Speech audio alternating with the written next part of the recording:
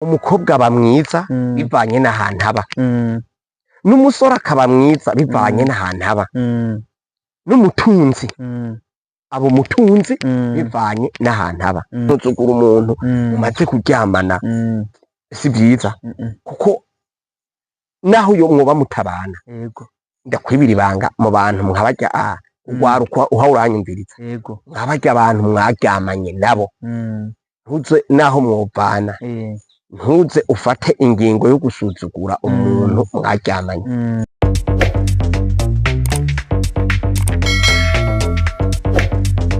None niyihe mvo yoba ituma bamwe n'abandi bagaruka kubona ko bazimbwe kandi mu ntango bari baguze, buri umwe wese yari yishimiye uwatwaye uwundi yishimiye uwatwaye? None niyihe mvo igaruka kuba yokwereka wa wundi akabona ko yazimbwe? Imvo ituma umuntu abona ko yazimbwe ni ikurikira. No kuvuga iyo twumve, iyo uba ku gatumba, naranditse kuri stati no kuri Facebook iwanje uzokunda kubona nandika, naranditse ndavuga yuko ni ibintu nka 2 canke 3. Harya umukobwa aba mwiza bivanye n'ahantu aba, n'umusore akaba mwiza bivanye n'ahantu aba, n'umutunzi abo mutunzi bivanye n'ahantu aba.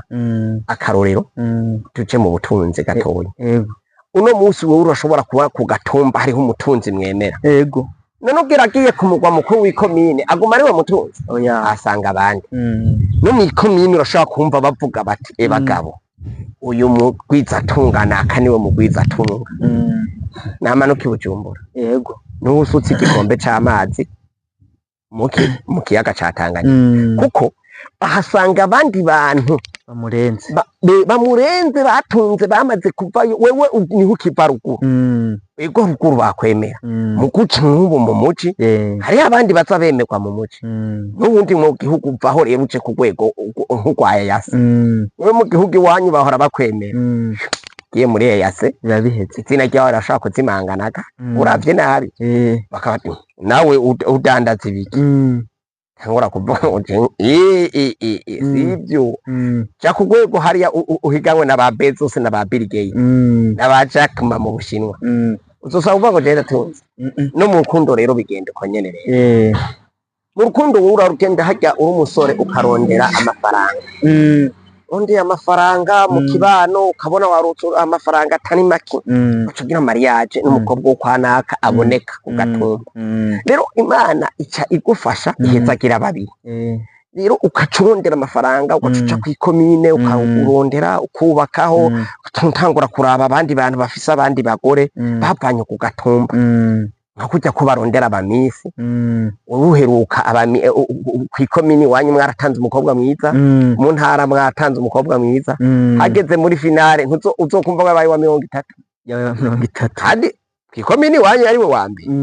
Nuko rero icituma abantu baca bate narihende, azogeraho igihe rero abo aje mu rwishi abone abakobwa benshi beza, wa undi si ukuvuga ko atakiri mwiza, ni mwiza wa bimwe vyo ku gatumba agaca araba ati ewe bashaho, iyo nza ko ati narongoye nihuza, iyo nza kuba ntararongora ati nari guca ntwaruyo.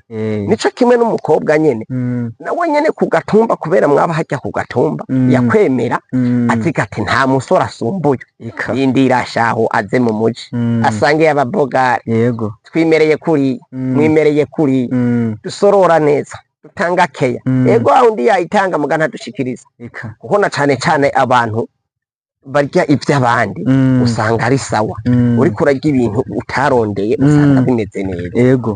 Rero naho rero uzoca ugaruka gusanga umuntu ariko aravuga ati jewe narihenze, nari kuba narongoye uyu, mugabo ugaca utangura uzonabibona wewe, ndakubwira ahantu uzobibonera neza, uzobibona kenshi abo bantu bavuye ku gatumba bakanatunga, ni ibintu bibi.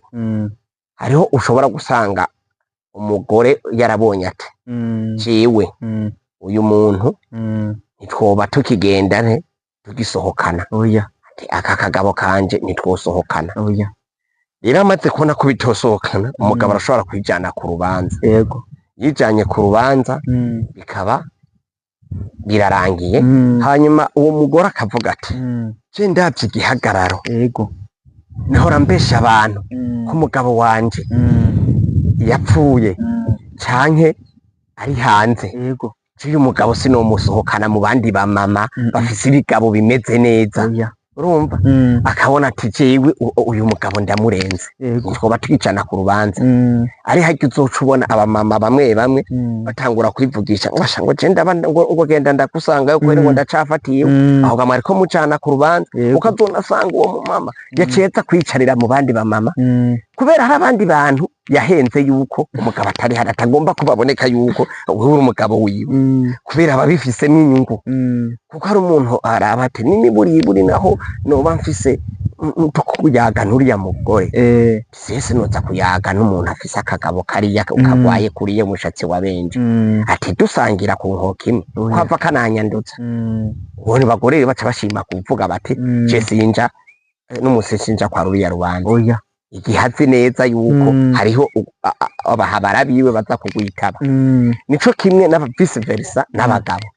Waruzi yuko hariho abagabo nabo nyene bavuga bati uzosanga bafise n'ingendesho kugira ariko arabesha abantu umugore wanje ngo wafatirwa ngo agaca ava muhira n'ingoga n'ingendeshwa akemera kurihira umugore wiwe akagenda ni moto canke n'iyindi modoka akavuga ati nopfa munsesagura amahera muko umugore wiwanje nanyicarira mu muduga ukazona mukazomutinga imyaka n'imyaka ukazosanga ata musi numwe urigera ubona umugore wiwe bicaranye mu ngendesho canke kwikinga canke kwipikipiki moto gasanga nta n'umusi numwe amuheka ntagomba kumwerekana kubera yuko yabonye ko yazimbwe. Uravuga uti kubera abantu bameze ukuntu ati jewe uyu nawe nokwerekana mu bantu. yego Bimaze kuba bigenze uko rero mu kibano abantu barabibona bakihorera. Rero iyo wazimbwe vyari vyiza kurya umutima amenyo yego kerekana twa muntu umugani wa cagihimba ati aka muntu kamariya gwe none gasha uko wamaze kumutwara yego ko je simpanurira umuntu n'umunsi warime ngo hindura ibintu. Oya guhindura ibintu si vyiza. oya Gusa urumva bamwe barabigira mugabo ntivyari vyiza. Vyari vyiza kubanza kwitondera ukabaza umutima kimwe nakubwira ukanahanuza ugomba kurongora. yego Kuko burya hari abantu uzosanga na cane cane batubaka. yego Na sinzi mbere turiko tuganira ku kibazo c'amazina, hariho amazina y'abantu atubaka tuzoronka umwanya wiramvuye yego kubera kwa kubatizwa amazina tutazi inkomoko. Hariho amazina y'abakobwa atubaka. yego Rero ukazosangana abantu b'ubwibone mwayo mazina.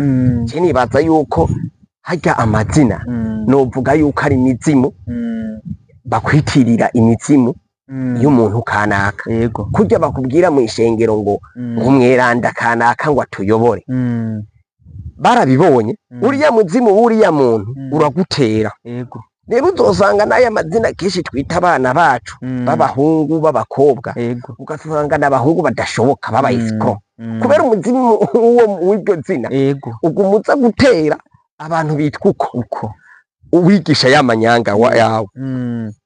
Abakobwa na cane cane uzosanga hari umugwi w'amazina y'abakobwa b'abayisiko.